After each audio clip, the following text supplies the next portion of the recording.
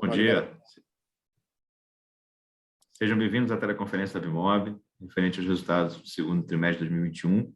Me chamo Pedro Alvarenga e ocupo a posição de diretor de RI e M&A da companhia.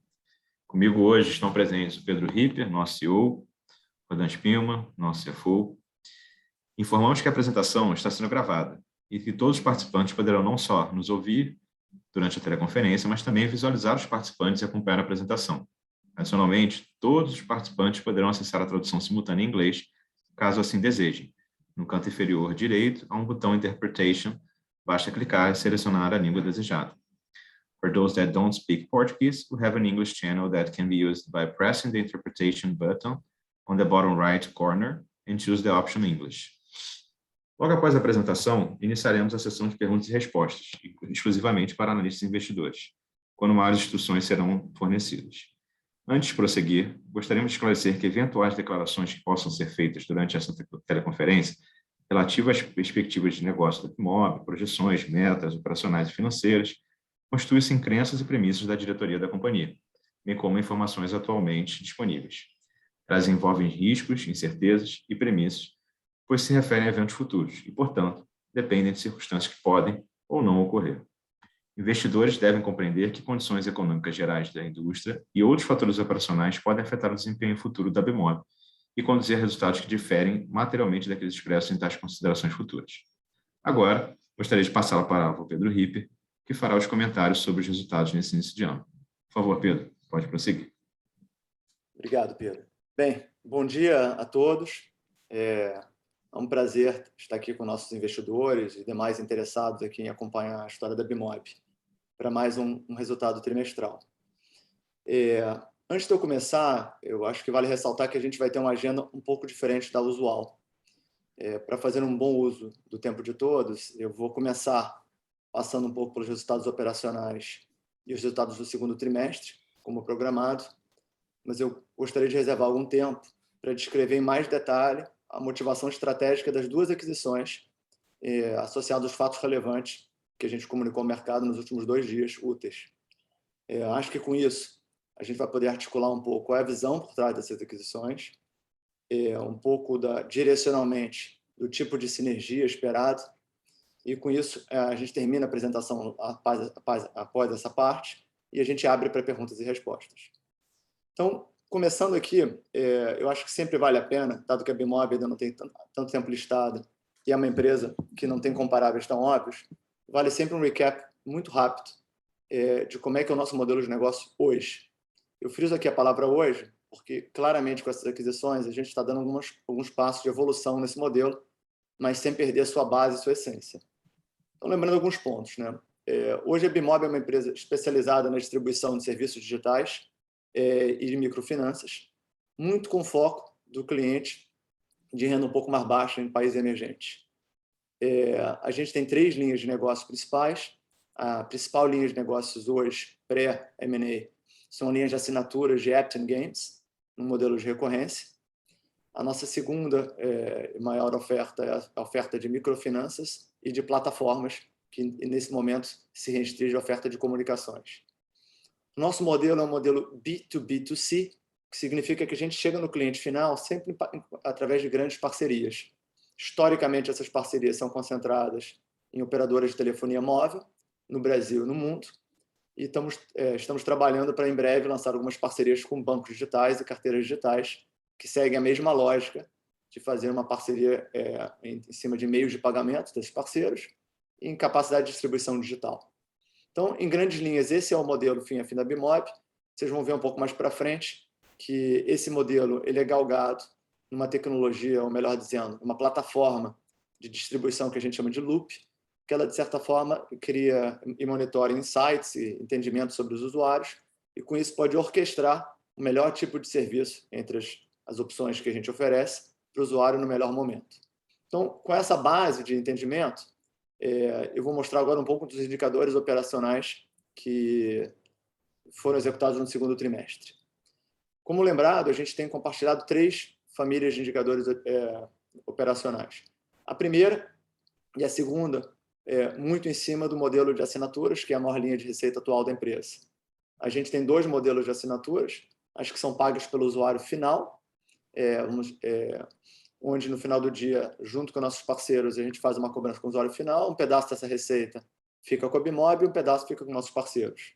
A gente teve um crescimento marginal, ano contra ano, dessa base de assinantes, e a gente está na casa de um pouco acima de 32 milhões de assinantes.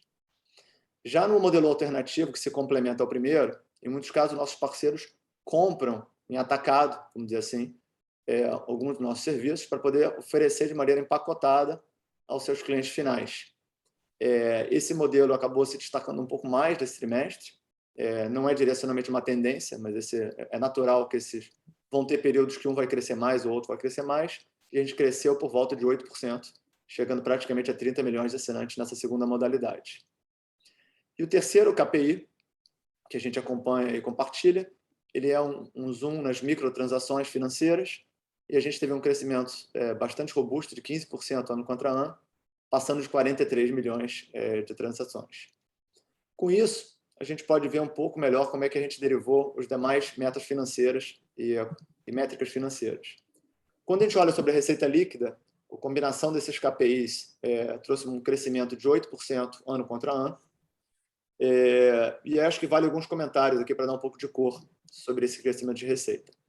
Primeiro, qualificando do ponto de vista de diversificação, a gente conseguiu diversificar um pouco mais e crescer um pouco mais no mercado internacional do que no mercado doméstico, especialmente no Sudeste Asiático e na África, que são duas áreas que historicamente a gente está subpenetrado e começaram a ter um bom resultado no último trimestre.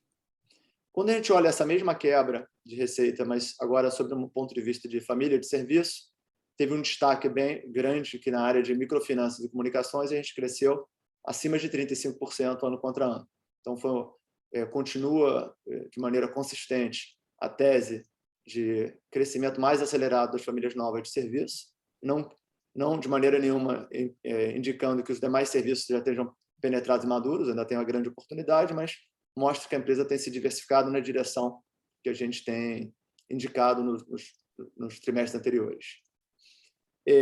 Um outro comentário que eu acho que vale destacar: a Bimob, diferente de outras empresas, seja do varejo físico ou do mundo digital, a gente não teve esse vento a favor que a Covid, de certa forma, gerou em outras indústrias digitais. O nosso cliente aqui, por ser um cliente de renda mais baixa, ele normalmente é muito afetado por processo de lockdown, onde você acaba inibindo uma parte da economia, e isso teve um impacto negativo, principalmente no primeiro mês do segundo trimestre. A notícia positiva é que os meses subsequentes, desde então, têm se mostrado resultados melhores na medida que a economia abre e os nossos usuários típicos, de certa forma, voltam a ser inseridos no mercado de trabalho. Então, é um indicador positivo, ou seja, começou com um pouco mais conturbado o trimestre e a gente saiu numa derivada positiva. No próximo slide, eu vou passar a palavra agora para o nosso CFO, Rodan Spielmann, que vai destacar um pouquinho mais das demais metas financeiras. Muito obrigado, Pedro. Bom dia a todos. Nesse slide, a gente resume bem os principais indicadores de margem e despesa até chegar no EBITDA ajustado. Começando pelo gráfico mais à esquerda, margem bruta nominal, nesse período do segundo trimestre de 2021, alcançou 42 milhões de reais, que é 12% superior ao mesmo período em 2020. Em termos percentuais, também tivemos uma melhora de 2,4 pontos percentuais, passando de 65,3% para 67,7% da receita líquida. Esse resultado vem gradualmente evoluindo em função do nosso mix de serviços e de uma maior relevância das linhas de negócio que possuem uma melhor margem de contribuição. No gráfico logo abaixo, a gente consegue observar também que encerrou o segundo tri do ano com um total de 18,6 milhões de reais em despesas administrativas, um pouco superior aos 17,8 milhões apresentados no mesmo período do ano anterior. Esse crescimento acabou sendo puxado pela despesa de hosting, refletindo a própria expansão do nosso negócio, que a cada dia passa a contar com um volume maior de informações e dados que alimentam o nosso orquestrador de ofertas, produtos, e o encerramento da vigência de desconto que a gente tinha, mas que já está sendo prontamente renegociado. Em contrapartida, teve uma redução na linha de pessoal refletindo também uma recente reestruturação na parte da nossa estrutura administrativa, que fica na unidade de negócio internacional, ampliando ainda mais o conceito que a gente gosta de chamar de One Bimov. A Bimov sempre teve uma forte cultura de gestão de despesa no dia a dia e sempre busca eliminar todo e qualquer custo, desperdício ou despesa desnecessária. Isso sempre foi assim e vai continuar. Então, mesmo com todo esse aumento de despesa administrativa, fomos capazes de melhorar nosso EBITDA na comparação anual, tanto na forma nominal quanto na forma percentual. Encerramos esse segundo trimestre de 2021 com EBITDA ajustado de R$ 23,3 milhões, 18% superior ao segundo trimestre de 2020, que foi um pouco inferior a R$ 20 milhões. E na comparação da margem percentual, a gente também apresentou uma evolução entre os períodos, passando de 34,3% para 37,7%, uma melhora de 3,4 pontos percentuais.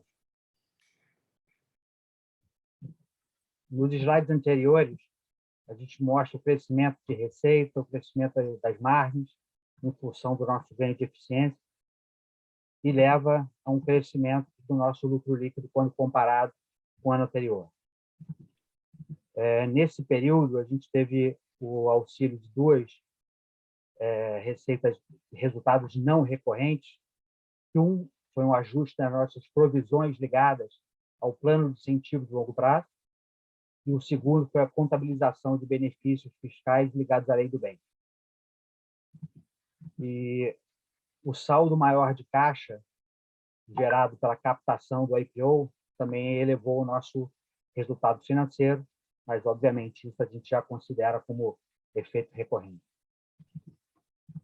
Com isso, a gente encerra o segundo trimestre desse ano com um lucro total de 18 milhões, que é equivalente a 3,5 vezes o valor do mesmo período do ano passado. E mesmo se a gente excluísse esse resultado não recorrente, o lucro da empresa seria 2,6 vezes superior ao valor do ano passado. É sempre importante destacar que a Bimov tem um modelo de crescimento consistente e com ganho de escala. E parte desse modelo é através de um maior investimento no capital intangível, na medida que a gente sempre fica reforçando a nossa equipe de P&D. Por outro lado, somos uma empresa asset light, com pouca necessidade de investimento em ativos fixos.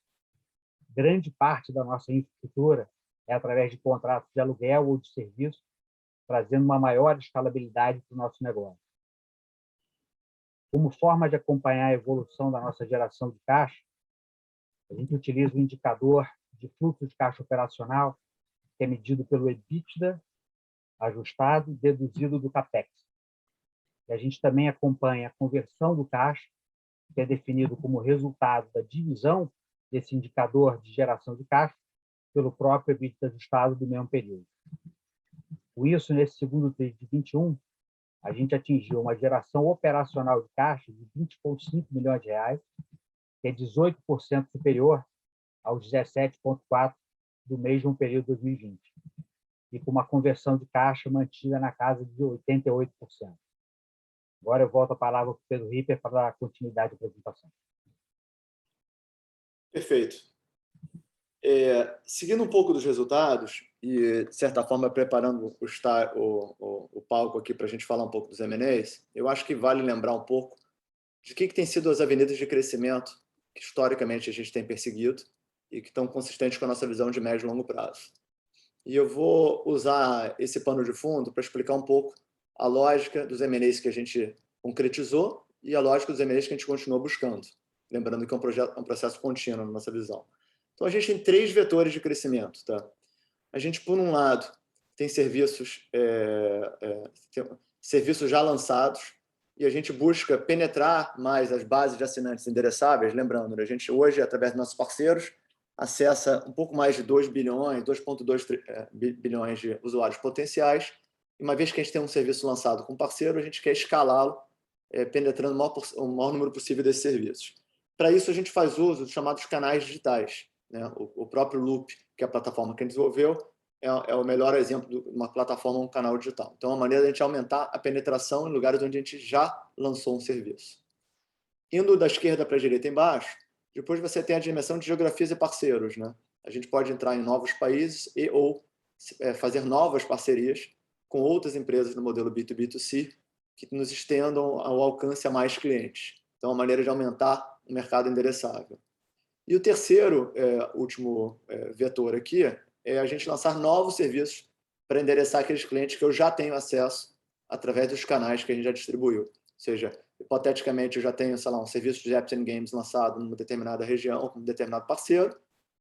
A gente implanta o Loop para aumentar a potencial penetração desse serviço nessa base, mas na medida que eu já tenho um contato recorrente com esse usuário, vem aquela oportunidade de que outros serviços a gente poderia oferecer para esse mesmo usuário que sejam coerentes com o ciclo de vida desse usuário, com esse perfil, e que alavanque a plataforma de canais que a gente fez. Então, de certa forma, você tem 3 dimensões, elas obviamente se realimentam, e elas são mais ou menos as 3 fontes de crescimento orgânico que a gente tem trabalhado de maneira concomitante.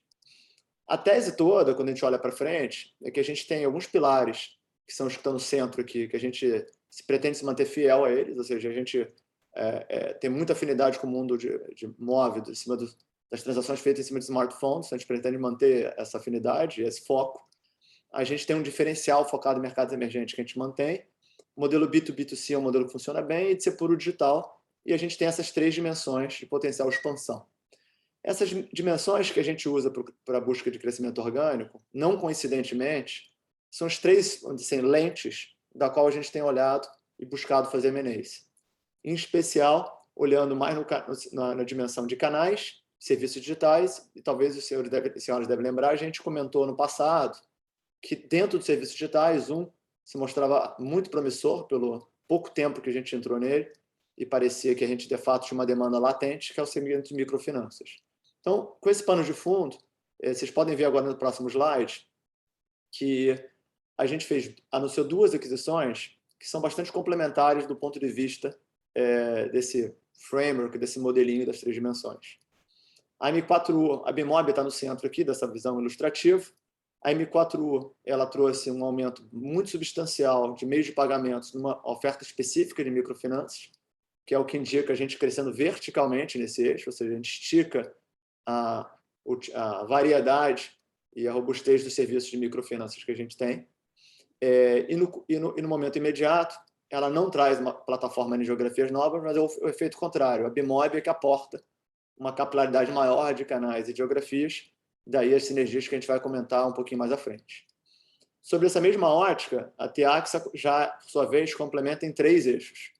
Ela também traz em serviços novos que complementam a nossa oferta de microfinanças, mas ela, em adição ao eixo de serviços, ela complementa a Bimob também em canais e plataformas digitais, em geografias e trazendo geografias e parceiros novos, inclusive indo além das operadoras de telefonia. Então, acho que um outro dado que eu acho que vale lembrar é que, ainda na fase de roadshow, a gente fez referência indireta a um pipeline de empresas que a gente tinha já, vamos dizer assim, uma prospecção mais avançada, e como a vida sempre, e os planos nem sempre combinam, não é tão comum ter os planos pre-IPO você conseguir fazer exatamente as aquisições que você se planejou para fazer. Um misto aqui de persistência, disciplina e um pouco de sorte, a gente conseguiu concretizar, e a gente está bastante feliz, justamente os nossos target A e B, sem perder mão ainda das opções que estão na sequência do nosso pipeline, que ainda continuam sendo trabalhadas. Então, assim, é bastante coerente com a visão que a gente tinha traçado para a empresa há mais ou menos 1 ano atrás, e a gente conseguiu, depois de um processo até um pouco mais longo inicialmente previsto, concretizar os 2 deals. Dito isso, acho que vale a gente dar uma olhada agora na cara um pouco das 2 transações, para dar um pouco mais de cor em cada uma delas. Começando pela M4U. Tá? E a M4U tem uma peculiaridade. Tá? É muito difícil a gente falar da Bimob sem lembrar um pouco da M4U, porque as histórias, de certa forma, elas se misturam quando a gente olha lá na gênese das 2. A Bimob, ela, na verdade, foi criada a partir de um spin-off da M4U. E a M4U, por sua vez, foi criada no ano 2000, pelos mesmos cofundadores aqui da Bimob, e ela foi vendida em 2009 para a Cielo, e nessa mesma época foi feito esse spin-off, esse carve-out que deu origem à própria Bimob, ou seja, toda a parte de meio de pagamentos e vendas digitais de recarga, que é o core business daqui da M4 foi incorporada para a Cielo, e a parte que não foi dos serviços digitais, que depois foram, obviamente, evoluíram, foram transformados, deu origem à Bimob. Tá? O que a M4U faz na prática? Tá? Ela tem uma grande plataforma que foi desenvolvida no passar dos anos, e que ela usava essa plataforma, usava e usa, para ajudar as operadoras de telefonia móveis a digitalizar o processo de venda de recarga e depois, mais recentemente, de alguns outros planos, como chamados planos de controle sem fatura, que são os planos puramente digitais. Na época, as recargas eram primordialmente físicas, e físicas entende-se vendida no varejo físico, em pequenas lojas, jornaleiras, farmácias. E com o decorrer do tempo, um percentual dessas transações começaram a ser digitalizadas, ou seja, serem vendidas puramente online. A M4U se especializou em integrar e ajudar as operadoras a fazerem essa venda em seus múltiplos canais online, se especializou em aceitar diversos meios de pagamento, sejam eles quais forem os mais adotados em um determinado ponto do tempo. Inicialmente, era muito mais restrito ao cartão de crédito, depois cartão de débito, e, subsequentemente, carteiras digitais e, mais recentemente, o Pix, de forma a ter uma maneira de digitalizar essa jornada fim a fim e pegar um pequeno take rate dessa gestão de canais digitais e dessa gestão de meios de pagamentos e antifraude. Como você pode imaginar, tem aí alguns termos que eu estou usando aqui que, não coincidentemente, têm uma certa interseção com a Bimob. Então, eu acho que, partindo daí, vale uma explicação interessante, né? Por que um pouco dessa aquisição e de onde estão algumas das sinergias esperadas? A Bimob, como dito antes, uma das nossas soluções se chama Loop, que é uma plataforma que justamente pega eventos desses mesmos clientes que a M4 hoje atende em parceria com as operadoras, e a gente oferece múltiplas alternativas de ações ou de serviços. Um dos eventos que a gente monitora é justamente quando os usuários ficam sem saldo. Não surpreendentemente, a venda de recarga ou de plano de telecomunicações tem um grande fit estratégico para esse determinado momento da ciclo de vida do cliente. E também, não coincidentemente, a M4U já é um parceiro que a gente divide, de certa forma, esse canal, e a gente já se integra de uma maneira informal hoje. Então, a Bimob já tem uma operação pequena de venda de recarga online. Com a compra da M4U, a gente verticaliza um know-how e uma atividade que a gente não tinha dentro de casa, que é o processamento da transação eletrônica propriamente dita, o conhecimento desses vários modelos de pagamento e a parte de antifraude. Então, a sinergia número 1 que a gente vê, ao integrar essas duas operações, para os clientes atuais, seja nossos parceiros operadores, ou seja, para o cliente final, a tendência é a gente ter uma jornada muito mais simples, mais integrada, e que possa, com isso, acelerar a digitalização do modelo de recarga de plano de telecom, que continua indo bastante bem e forte. A segunda, e mais ou menos óbvia também, é que a M4U, por razões históricas, por até ser parte de uma empresa de capital nacional e que tem o core business focado no Brasil, nunca teve dentro da sua ambição natural a visão de você se internacionalizar. E hoje a Bimob está exposta a praticamente quase 80 operadoras espalhados pelo mundo, que têm necessidades muito semelhantes das que a gente encontrou aqui no Brasil, com a vantagem que, no ciclo de vida de maturidade desses países, o Brasil, de certa forma, em muitos casos, está alguns anos à frente, o que nos dá uma boa janela para tentar capturar e resolver esses mesmos pontos de dor nos outros países. No caso do Brasil ainda, voltando do mercado internacional para cá, a gente também vê uma terceira oportunidade.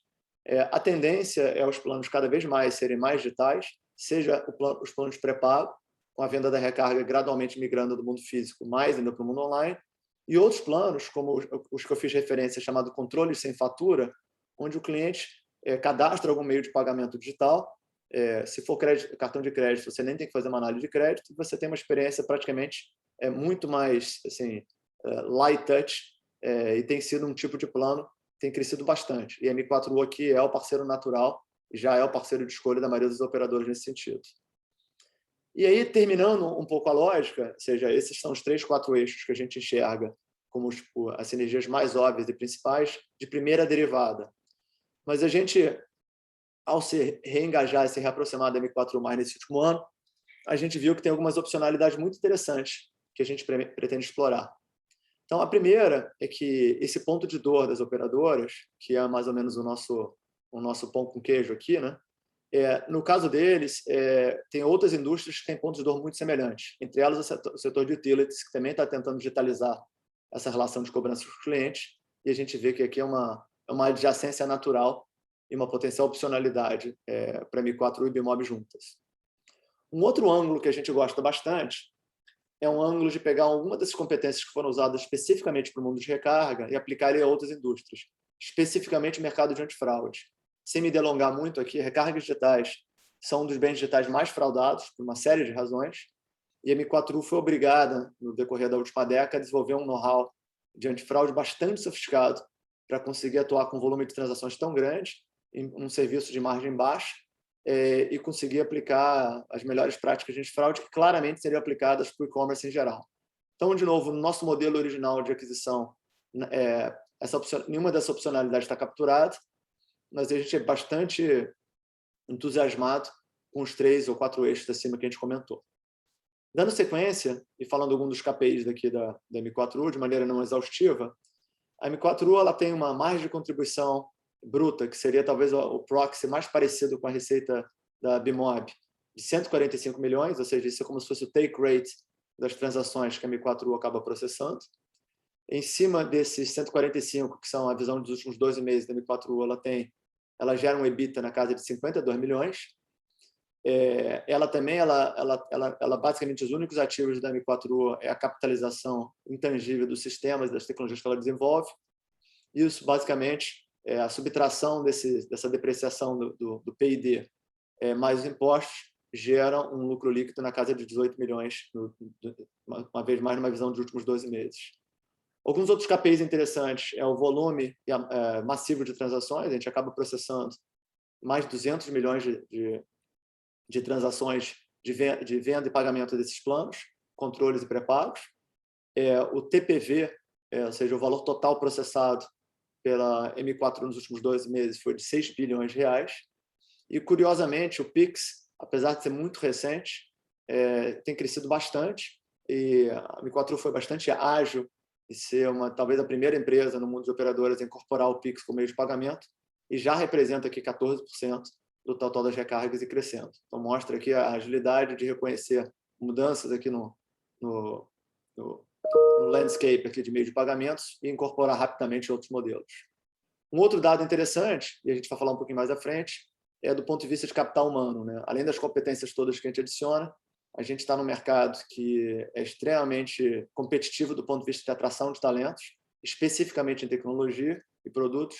A M4U traz um time muito forte, quase 300 pessoas, dos quais 75% focados aqui na área de tecnologia e produtos. E como os principais clientes aqui, um grande varejista e 5 operadoras, muito em linha aqui com o core business da Bimob, e deixando claro as oportunidades de expansão para as demais operadoras. Ainda continuando na M4U, e falando alguns detalhes da transação. Como comunicado no fato relevante, a gente fez um acordo onde a gente fez um firm value inicial de 125 milhões, que representa mais ou menos um EBITDA aqui de próximo 2 vezes, ou melhor, um múltiplo de próximo 2 vezes o EBITDA do último ano, e um acordo de earn-out de mais 60 milhões de reais para ser pago após a realização do ano de 2023, em cima de uma série de metas de crescimentos de volume de metas operacionais. A notícia interessante é que esse é um earn-out que tanto nós quanto o vendedor a gente está imbuído para batê-lo, porque ele faz com que a operação ainda seja mais acritiva para a gente, e obviamente para o vendedor também é interessante capturar mais o valor da transação. Então, a gente acredita que a gente levou um pouco mais tempo do que a gente imaginava para esse deal, mas foi por uma boa causa, a gente manteve a disciplina, a gente conseguiu fazer uma amarra que alinhasse bem as agendas daqui para frente, e conseguiu também uma estrutura onde a gente compra 100% da empresa, mas alinhados aqui com o vendedor, ficou claro que a gente tem mais chances de crescer a empresa, a Bimob tendo a liderança de governança dela, justamente em função de todas as sinergias óbvias que a gente enxerga nos 2 negócios. Então, apesar de ser um deal de earn-out, a Bimob tem 100% de controle de governança para poder, a partir do D0, pós-closing, começar a buscar essa energia nos vários níveis que a gente conversou. E falando em closing, aqui é um deal que, em princípio, tem 2 etapas externas de aprovação. Vai passar pelo CAD, tudo indica que é um deal simples, dado a não concentração de mercado e nenhum prejuízo para o consumidor final. E a gente também passa por uma AGE aqui para fazer a aprovação. Dito isso, a nossa estimativa é alguma coisa entre 45 e 60 dias para ter a aprovação final desse deal e a gente poder propriamente dito, começar a integração dos negócios e a busca das sinergias. Com isso, passando para o segundo deal, que foi a Tiaxa, que foi o deal que a gente comunicou ao mercado ontem. Tiaxa é outro namoro antigo. A gente tem um diálogo e já uma parceria, de certa forma, comercial com eles quase que por volta de 1 ano. E é uma empresa que a gente admira bastante há muito tempo. A Bimob entrou no mundo de microfinanças e nanocréditos não faz mais do que 1 ano e meio. E quando a gente entrou nesse mercado, obviamente a gente foi se inspirar de quem eram os players naturais que criaram, eram os líderes em um desses subsegmentos. E a Tiaxa foi praticamente o precursor. Ela cunhou o termo nanocrédito, inclusive é uma marca registrada dela, e ela basicamente desbravou os países emergentes com essa oferta, que era bastante inovadora para o começo, e ela depois criou várias inovações em outras dimensões desse serviço. Ela, como M4U, também tem quase 20 anos de história. Foco inicial, ela tinha plataformas transacionais para operadoras, e ela, aos pouquinhos, ela foi se diversificando, muito parecido com a história da Bimob, da M4U, entendendo outras demandas dos usuários, e acabou virando um dos líderes, se não o líder principal em microcrédito nesse mundo de operadores de celular. Apesar dessa ser a fortaleza dela, ela acaba trazendo 3 ofertas, todas muito interessantes para a Bimob. A primeira é o próprio nanocrédito, os adiantamentos de crédito, onde ela tem um modelo de scoring que é bastante sofisticado e muito complementar aos canais da Bimob. Então, eu já vou falar um pouco do racional, mas eu acho que esse é o eixo 1 e foi a motivação número 1 dessa aquisição. O segundo, ela tem um negócio que, no linguajar da indústria, a gente chama de PaaS, que nada mais é do que mais um acrônimo aqui, onde você substitui o S por P do SaaS, do Software as a Service, por Platform as a Service. São plataformas tradicionais que eram compradas por grandes operadoras, que a Tiaxa, ao invés de vender essas plataformas, ela topa fazer uma venda como serviço em cima de receita recorrente. Várias delas têm modelos semelhantes ao Loop, então tem uma complementaridade de modelos de negócio e, de novo, uma complementaridade de clientes. Então, a gente acredita que tem uma boa sinergia aqui também. E a terceira linha de negócio é uma linha de negócio mais nascente, ela é bem pouco material e pouco expressiva, ela é na casa de 5% a 10% da receita total, mas é uma das áreas que a gente acredita ser muito promissora, que ela tende a colocar de pé uma promessa antiga, que as operadoras sempre se orgulharam muito de ter muitos dados que poderiam ser utilizados para fazer decisões mais inteligentes e assertivas em várias áreas de negócio. Mas, por uma série de razões, sempre foi muito difícil extrair isso, mantendo a privacidade dos clientes, e conseguir transformar isso em insights reais. Tá? A Tiaxa montou uma unidade de negócio há mais ou menos 1 ano e meio atrás, e onde ela trabalha de novo em parceria com os operadores de telefonia móvel para criar scorings e insights em cima desses dados, e com isso criar produtos para outras indústrias. Seja em fintechs, que querer conhecer melhor o seu cliente para fazer a concessão de crédito, aí não mais crédito da forma de recarga, mas crédito em dinheiro. Seja também empresas de outros setores, como e-commerce, que querem lutar contra a fraude e ter informações mais precisas sobre seus clientes. A Tiaxa tem uma série de clientes nesse segmento aqui, não operadoras. Algumas em breve a gente vai poder comunicar, mas muitas das principais fintechs, empresas mais recentes, que são grandes usuárias de data science, já viraram clientes. É uma área que, como eu disse, pequena, mas parece muito promissora e muito sinérgica. A empresa ela tem incorporado nos Estados Unidos, mas tem sua sede no Chile, tem escritórios espalhados pela América Latina e pela Ásia, onde a Filipinas é a principal operação dela, com uma parte do centro de desenvolvimento distribuído entre lá e aqui na América Latina. Então, qual o racional? Que eu acho que vários deles são quase que autoexplicativos quando a gente descreve o que eles fazem. Né? A primeira, a gente já estava, de certa forma, exposto a esse mercado, e a nossa fortaleza no mundo de microfinanças e microcrédito era o nosso canal. A gente tinha um momento ímpar, junto com nossos parceiros operadores, de saber quando o cliente precisava de algum tipo de adiantamento. Já a Tiaxa tem um know-how de scoring razoavelmente mais sofisticado que o da Bimob, então claramente tem um jogo de soma aqui positivo. A segunda oportunidade, não querendo ser clichê, mas claramente tem um cross-sell óbvio. A gente tem um número de clientes e de parceiros substancialmente maior do que o da Tiaxa em algumas áreas, onde a gente vai automaticamente poder fazer esse cross-sell e a gente se apresenta como um player mais forte. A terceira tem a ver com a área de Platform as a Service, ou seja, a gente já tem uma base de 20 e poucos operadores que tem o Loop. Diferente do mundo de PaaS, o Loop não é vendido, é uma plataforma que a gente é feita em parceria para explorar conjuntamente, no passe você passa a ter uma fonte de receita adicional para essas novas plataformas no modelo de receita recorrente. E Data Monetization, de certa forma, abre uma fronteira nova. De novo, é quase uma opcionalidade em linha com as outras que eu comentei no M4U, de uma linha de negócio ainda muito incipiente, mas que expande a Bimob para o mundo de fintechs e comércio eletrônico, que são ávidos consumidores de dados para a sua tomada de decisão. E, obviamente, tem um pouco de complementariedade geográfica. Uma curiosidade, a TIAX, apesar de ser muito forte na América Latina, tem praticamente zero de operação no Brasil, e eles são muito fortes em demais países da América Latina, onde a Bimob ainda tem uma penetração mais tímida. Então, tem uma complementaridade forte aqui. Quando a gente olha para o mercado internacional, também parecido, a Asia-Pac é uma das geografias que a gente tem menos penetração, e é justamente a fortaleza da TIAX. Então, a gente espera aqui também boas sinergias a serem capturadas. Seguindo, comentando alguns dos KPIs da TIAX, nos mesmos moldes da M4U, no próximo slide,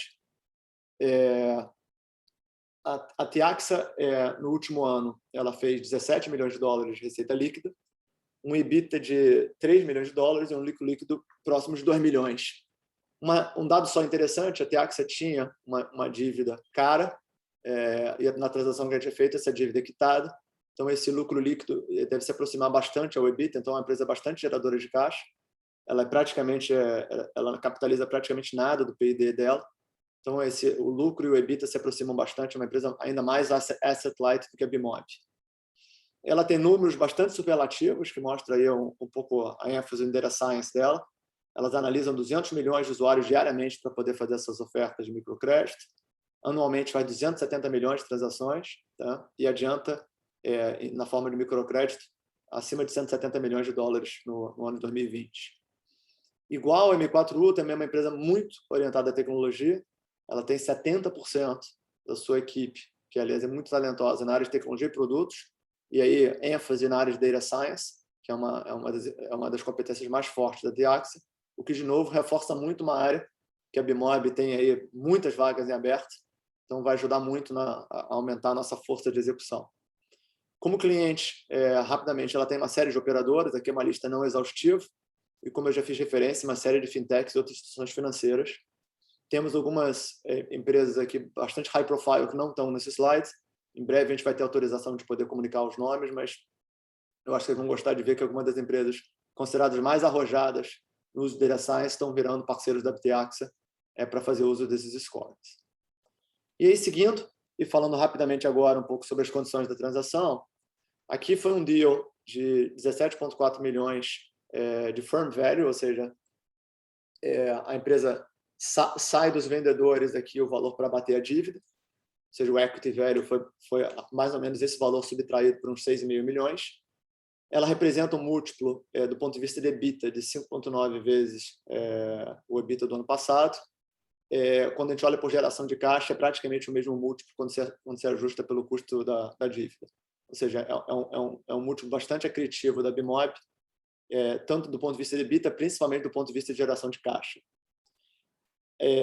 Aqui a gente tem um earn-out ainda bastante material, feito em etapas até 2023, então é um earn-out faseado. Tem metas bastante ambiciosas que foram mutuamente acordadas de crescimento financeiro e operacional. E aqui, semelhante a M4U, são um earn-out que também a gente está bastante alinhado. Quanto mais a gente pagar esse valor aqui, mais indica que a gente conseguiu buscar junto esse crescimento, e a transação tende a ficar ainda um pouco mais acretiva do que ela é na largada. Ou seja, a tendência se comparando com múltiplos de EBITDAs futuros associados aqui às metas, a gente tem um múltiplo final um pouco mais na casa entre 4 e 5 vezes o EBITDA projetado para 2023.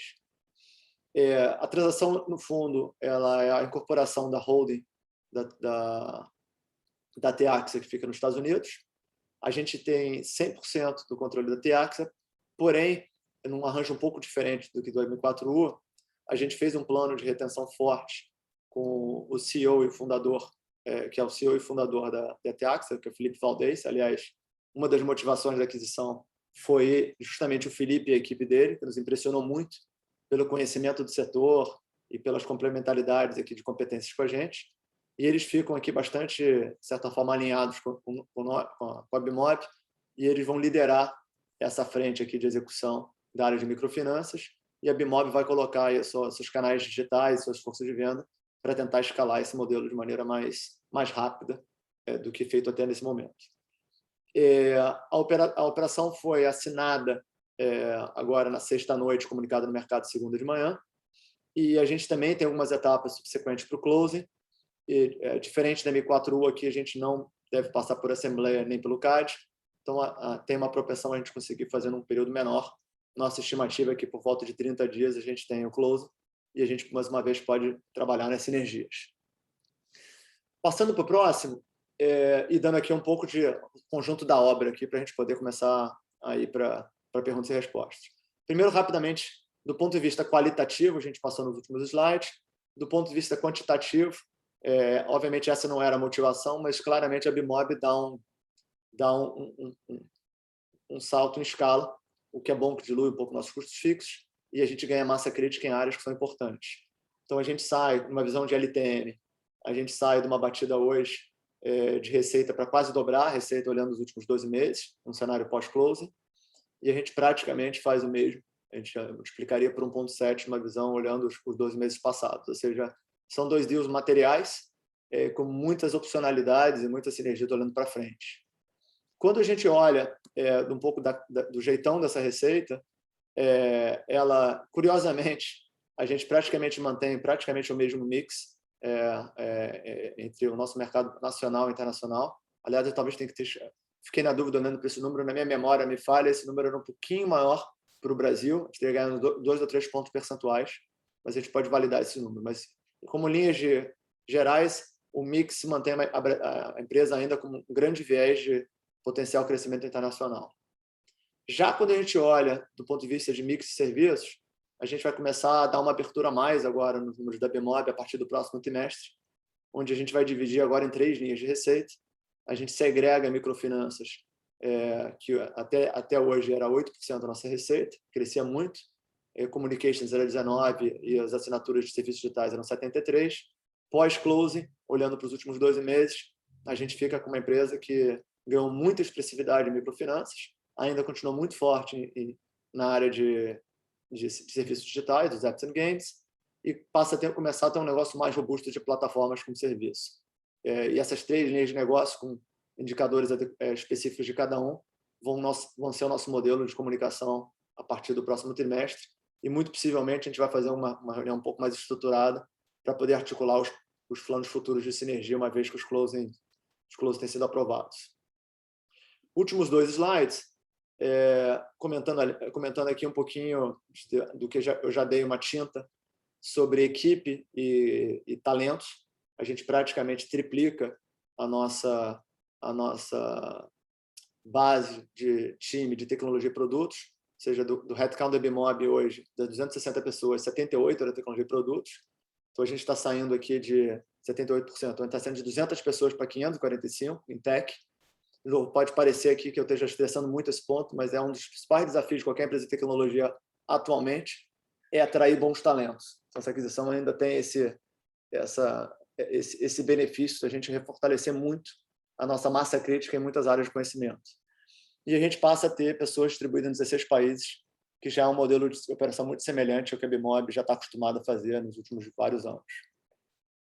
Quando a gente olha aqui as opcionalidades, isso aqui, de novo, é uma tentativa de tentar, de uma maneira mais numérica, mostrar um pouco como tem muitos eixos de opcionalidades e de sinergias para ser capturadas, né?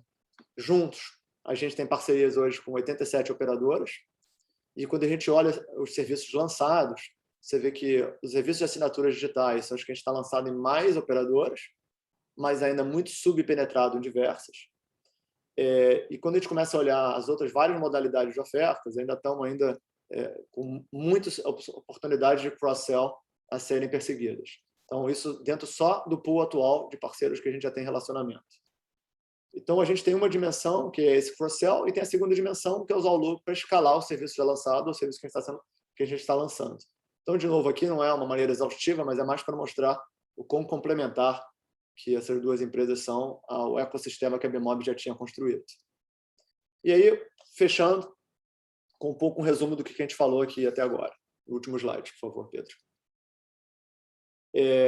Resultados. A gente tem sido super consistente com, de certa forma, a projeção inicial que a gente compartilhou com os analistas do IPO, e a receita, o EBITDA e o lucro estão crescendo bastante em linha, até a rentabilidade até um pouco melhor do que a projeção inicialmente feita. Olhando para frente, a gente continua acreditando que o modelo B2B2C ele é muito robusto, ele vai trazer trimestres de crescimento mais acelerado do que esse, vai trazer trimestres de crescimento menos acelerados, mas a gente se preocupa menos com as oscilações de curto prazo, mas a gente vê que a tendência macro tem sido muito consistente e a gente não vê nenhuma razão dela mudar nos próximos anos. O que a gente acha por outro lado? Que essas duas aquisições, elas trazem aqui uma série de aceleradores em cima do crescimento que a gente vem até agora. Obviamente, obviamente a receita e o resultado que elas entregam automaticamente, mas tem muito tipo de sinergia a ser buscado. Obviamente, tem bastante trabalho, são sinergias que vão precisar de um nível de integração maior em alguns casos, e um tempo a ser perseguida, mas elas são óbvias e são visíveis. Tá? Ou seja, a M4 traz soluções de micropagamento, especificamente na área de pagamento digital, numa empresa que historicamente foi só concentrada no Brasil e que tem muita sinergia com nossos canais aqui e nosso relacionamento fora. Tiaxa, muito forte na área de adiantamento de saldo, de microempréstimos ou não empréstimos. Ela ajuda a gente a complementar em geografias que a gente era mais fraco e traz muita robustez para o nosso business de plataforma do Loop, além, obviamente, desse novo negócio de data monetization. Então, ambas com muitas complementariedades, tá? E acho que uma notícia interessante é que, nas nossas projeções iniciais, a gente se propunha a levar de 2 a 3 anos para conseguir fazer esse montante de aquisições em termos de escala, e a gente estimava aquisições um pouco mais caras do que o que a gente conseguiu entregar com esses primeiros 2 deals. Então, a gente acaba ficando com uma empresa que dá um salto inicial em escala, obviamente muito pequena ainda comparado com o tamanho do nosso sonho, com 3 negócios geradores de caixa, sem dívida, uma posição muito forte de caixa, o que alimenta muito ainda o nosso motor de aquisições, que vai continuar rodando. A gente, obviamente, tem 2 grandes ativos para trabalhar bem a integração, mas a gente se estruturou para conseguir seguir um certo paralelismo. Enquanto tem, obviamente, parte de nós aqui trabalhando de construir essas sinergias, parte da equipe aqui continua prospectando outros ativos. Então, temos aí um pipeline que continua bastante interessante, com outros ativos que vão complementar ainda mais esse ecossistema que a gente vem montando. Gente, ficou um pouco mais longa a apresentação hoje, mas eu acho que vocês vão me desculpar, porque realmente não é todo dia que a gente faz 2 aquisições quase que em 48 horas. A gente, obviamente, está super animado. As coisas acabaram saindo assim, quase melhor do que encomenda. Então, é natural que tenham muitas perguntas. A gente só dando um heads up antes de abrir para Q&A, como eu comentei aqui, Rodan, eu e Pedro estamos montando para daqui a alguns meses um evento bem mais profundo, para a gente poder falar pós-closing, como é que a gente planeja desdobrar isso em planos de execução. Idealmente, isso vai dar um pouco mais de conforto de que essas sinergias vão ser entregues. E no curto prazo, a gente pode marcar reuniões aqui menores para a gente poder falar um pouco dos dias. De qualquer maneira, enquanto isso, a gente pode passar para perguntas e respostas. Talvez o Pedro queira dar uma palavra aqui e comentar um pouco como vai ser a dinâmica. Sim. Bom, obrigado, Pedro. E iniciaremos agora a sessão de perguntas e respostas, como foi comentado, para investidores e analistas. Caso haja alguma pergunta, por favor, cliquem na opção Raise Hands, caso prefiram falar, ou digitem sua pergunta na seção de Q&A disponível na parte inferior da tela do Zoom. Tá? Podemos seguir. Bem, na linha aqui do First Come, First Serve, a Gabriela do Itaú, eu vou te liberar teu áudio, tá, Gabi? Bom dia, Pedro. Obrigada pelo call. 2 perguntas aqui do meu lado. A primeira delas sobre o Loop, tá? Se vocês puderem comentar um pouco sobre como foi o ramp-up do Loop nesse TRI, tanto nas operadoras que ele já está operando, ou também se vocês conseguirem expandir o Loop para alguma nova operadora nesse trimestre. E se vocês puderem dar um pouco mais de cor aqui nas operações internacionais, tá? No Loop, nas operações internacionais. E a segunda pergunta sobre as aquisições se vocês pudessem dar um pouquinho de cor sobre o pipeline que vocês esperam começar a capturar as sinergias aqui, tanto em M4U quanto em Tiaxa, por favor. Obrigada. Perfeito, Gabriela. Vamos lá, por parte. O Loop, nesse trimestre, as principais conquistas foram expansões do próprio Loop em operadoras onde a gente já tinha alguma presença. Então, só relembrando, né? A gente sempre fala do Loop, faz referência dele como se fosse uma solução monolítica, né? Com uma faceta só. Mas o Loop, no fundo, tem vários componentes da solução. Então, 2 operadoras no Brasil aqui, a gente pegou alguns portais adicionais ligados a clientes de controle e pós-pagos. Aí, nesse caso, não é quando eles ficam sem saldo, mas quando eles ficam sem dados, o que é interessante, porque nos abre acesso a um tipo de cliente que, historicamente, a gente tem menos acesso ao Loop. E a gente fez algumas incursões também no mercado internacionais de algumas interfaces adicionais do Loop. Esse trimestre, a gente não lançou nenhuma operadora nova, mas o pipeline continua forte. Isso não é muito diferente do histórico, como eu já comentei. No mundo B2B2C, ele não é reloginho. Ele, normalmente, se tem trimestre que você lança nenhuma, tem trimestre que você lança 3, 4. Então, a gente não vê nenhuma desaceleração nesse sentido. Um tema que eu continuo ainda um pouco chateado, mas eu acho que faz parte do contexto global, o Loop é uma venda muito high-touch e complexa, né? E a gente continua de castigo, sem poder viajar ainda durante mais um período. Eu continuo bastante otimista que a gente começando a poder voltar à rotina de estar mais próximo desses nossos parceiros, a gente possa acelerar ainda mais o lançamento do Loop.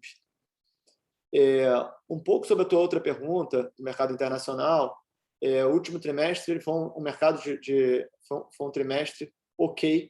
Eu estou usando o ok com entre aspas mesmo, não foi o nosso melhor trimestre. A gente teve um leve vento contra de câmbio, mas isso faz parte, às vezes joga a favor, às vezes volta contra.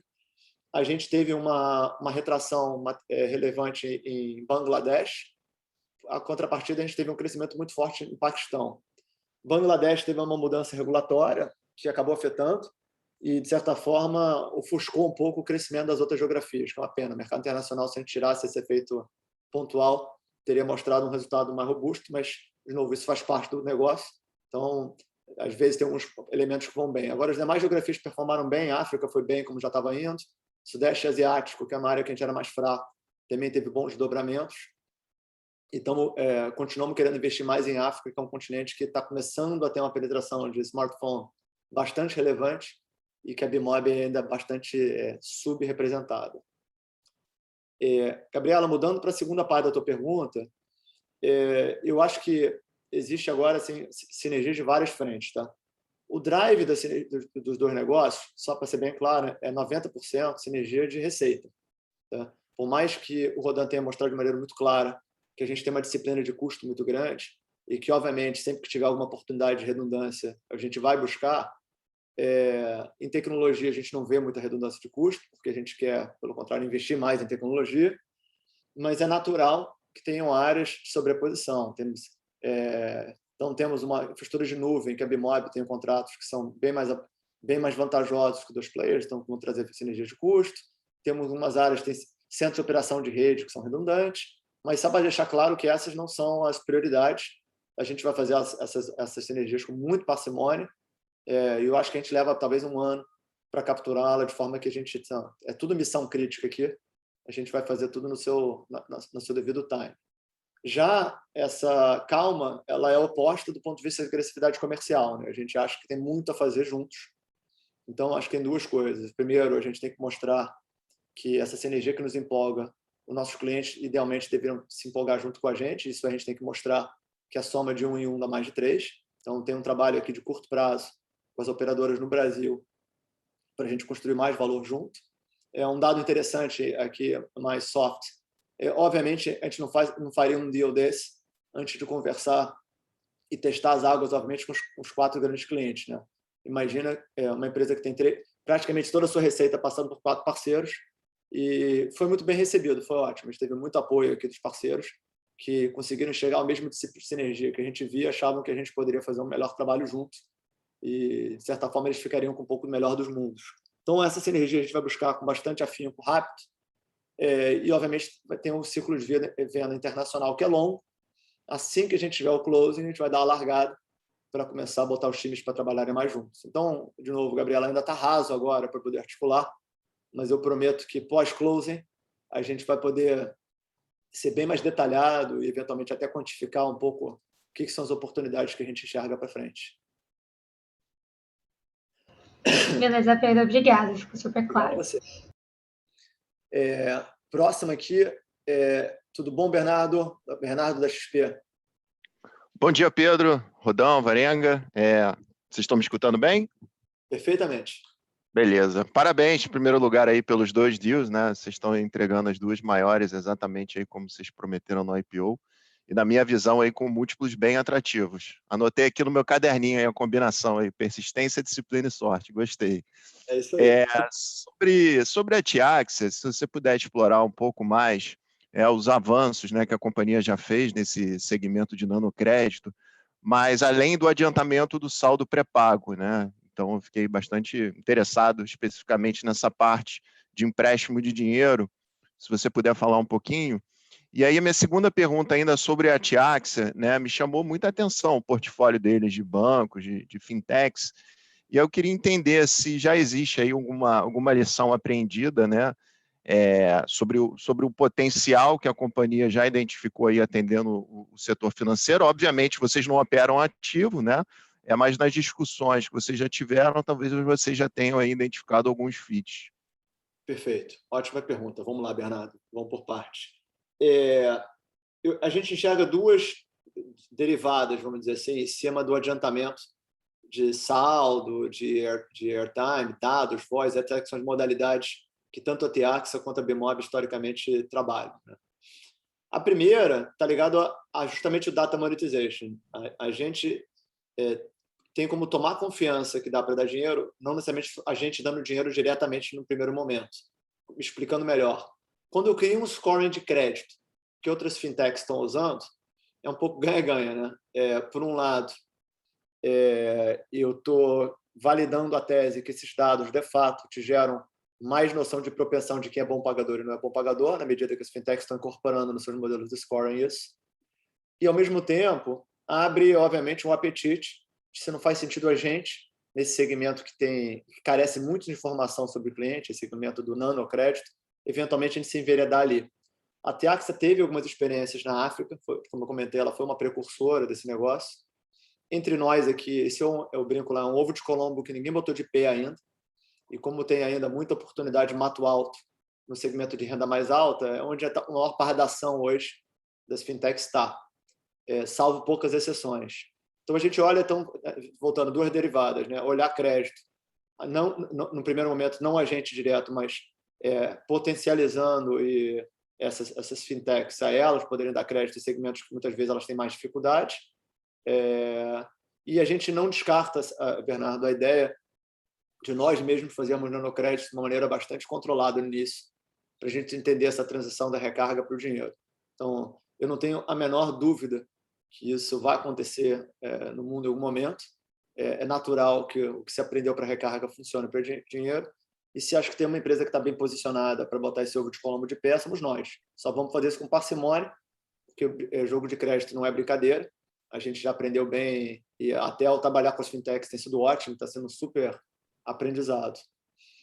Fazendo assim o último gancho, ainda com a segunda parte da tua pergunta, a gente ficou esse desejo de trabalhar dados de telecom para o mercado fora de telecom já era um desejo da Bemob há tempo, mas ele tem aí uns 2 ou 3 desafios que a Tiaxa estava bem na frente da gente, né? Um dos desafios é como é que você tem que fazer isso cruzando. Muitas vezes você pegar o dado de uma operadora só, você não resolve, né? Porque a fintech ela não tem essa relação de 1 para 1 com os clientes finais. Você quer todos os clientes daquele país para você poder fazer um score. Então você tem que conseguir alinhar todos a estar disposto a disponibilizar algum nível de dados que consiga dar uma cobertura no país inteiro. E isso não é trivial e a Tiaxa conseguiu costurar isso em alguns casos de maneira muito habilidosa. A segunda é um tema-chave, né? Dados e privacidade são temas que têm que andar de mão dada. Muitos dos países que a gente opera, e é razoável esperar que vão ter leis de privacidade e de uso de dados muito sólidos, então você tem que ter um modelo de como é que você faz isso, tendo o opt-in do cliente no limite nas 2 pontas. Que 2 pontas são essas? Com as operadoras, que tem que dar consciência para o usuário que eles vão ter dados usados para determinados usos, e com a fintech na outra ponta. E acho que a Tiaxa também foi muito habilidosa de conseguir criar arranjos, de conseguir fazer modelos que, apesar da necessidade do opt-in, conseguisse dados suficientes que tivesse massa crítica para gerar insights. E, obviamente, a parte mais interessante é que, de fato, esses insights funcionam. Então, 2 exemplos aqui. Empresas que têm como crédito a sua especialidade incorporaram esse scoring da Tiaxa e conseguiram melhorar materialmente o seu scoring, conseguir aumentar a abrangência da sua oferta de crédito, que é uma indicação forte que esses modelos eles são muito complementares e geram muito valor. E interessante no mundo de antifraude, dando só um exemplo no exaustivo, tem alguns de validação de identidade para saber se o usuário é ele mesmo, ou se ele mora no lugar onde ele diz. Os dados do Telecom também se parecem bastante ricos em você conseguir dar um modelo estatístico, dizer qual a probabilidade daqueles dados fornecidos por um cliente estão corretos. E aí você tem aí uma miríade de usos disso, desde apps delivery ou qualquer outro que você precisa fazer uma série de validação de dados. Então, de novo, eu quero ser só cuidadoso, porque é uma startup dentro da Tiaxa, isso, mas a gente vai querer dar o carinho e cuidado que uma startup requer. Vamos alimentá-la, porque eu acho que o que eles conseguiram construir até aqui parece uma avenida bem bacana, e eu acho que ela bem capitalizada e com a autonomia que uma startup precisa, a gente vai dar um ambiente bom aí para a gente conseguir escalar esse negócio. Perfeito, Pedro. Obrigado aí. Perfeito. Gente, a gente acabou estourando aqui um pouco o nosso tema. Eu acho que se tiver mais alguma última pergunta, ainda dá, senão a gente encerraria por aqui. Pedro, você que está vendo a lista aqui, tem mais uma pergunta registrada? Tem uma pergunta aqui no Q&A, né, do André, da Lebon Equity. Como que pode utilizar a M4 na expansão internacional da Bimob? A tecnologia é facilmente adaptável para o exterior. Perfeito. Ótimo. Bom, André, obrigado pela pergunta e por participar aqui da nossa call. Vamos lá, algumas partes mais fáceis do que outras, né? O que tem de semelhante e o que tem de diferente? O que tem de semelhante é que, em todas as geografias que a gente está, tem uma digitalização vindo aí, mesmo no mercado pré-pago, que é o cliente menos digitalizado do ponto de vista de pagamentos, você começa a ter uma demanda de você fazer uma transação puramente digital. Então, nesse sentido de integrar nos canais que a M4 integrava, que são os mesmos que a Bimob está integrado, é uma sinergia imediata. Do ponto de vista de meios de pagamento, tem uma parte que é muito igual e uma parte que é razoavelmente diferente. A parte que é muito igual é que você tem meios de pagamento que são razoavelmente globais e que tem um certo know-how, né? Então, usar cartões de crédito e de débito, eles, apesar de ter penetração baixa nos países que a gente opera, eles têm características muito parecidas do tipo de fraude, etc., com o Brasil. Então, todo esse know-how de antifraude que eu comentei, de fazer tentativa de pagamento recorrente, esse é muito parecido. Então, eu diria que ele é praticamente idêntico. O que vai mudar? Cada país ele tem aí seu ecossistema complementar de meio de pagamentos, e esse é bem heterogêneo. Então, quando no Brasil você tem lá o Pix, que foi um novo meio de pagamento, definido pelo Banco Central, como um padrão. Você tem wallets, que são especificamente fortes no Brasil, e que, obviamente, têm que ser integrados. Quando você vai para outros países, você vai encontrar um ecossistema que tem que ser adaptado também. Então, por exemplo, lá na China, na Índia, você tem lá o UPI, que seria lá o precursor do Pix na Índia. É natural que, se você quiser ser competitivo na Índia, você tem que oferecer o UPI como um dos meios de pagamento. Aí você tem lá o Paytm, que é a principal wallet da Índia. Então, não faz sentido você entrar lá se você não tiver o Paytm integrado. Então, só para ilustrar, tem uma sinergia enorme do tipo de dor, da integração de canais, do tipo de know-how de antifraude e de parte do meio de pagamento. Outras partes do meio de pagamento vão ter que ser reintegrados, mas lembrando que, de novo, isso é o dia a dia da empresa. Né? O M4U pegou um ambiente onde nada disso existia alguns anos atrás e foi capaz de ir trazendo. Então, são integrações longas, sim, mas o tipo de demanda que a gente atende aqui é totalmente igual lá. E um outro detalhe interessante, não tem um dono natural desse mercado ainda. Quando a gente, obviamente, antes de fazer a aquisição, a gente olhou o mercado lá fora, é super fragmentado, players locais pequenos. Então, a gente acredita que tem espaço aqui para alguém fazer uma coisa um pouco mais estruturada. É uma jornada longa, mas assim, esse espaço não tem dono natural e a Bimob almeja ser o dono natural desse segmento. André, obrigado pela pergunta. Mais uma vez, para quem conseguiu aguentar até aqui, super obrigado aqui pela presença. Fechando, estamos super animados e em breve faremos mais comunicações para explicar um pouco mais as aquisições, conforme os fechamentos propriamente ditos sejam oficializados. Muito obrigado e um bom dia para todos. Obrigado a todos. Obrigado, pessoal. Bom dia aí.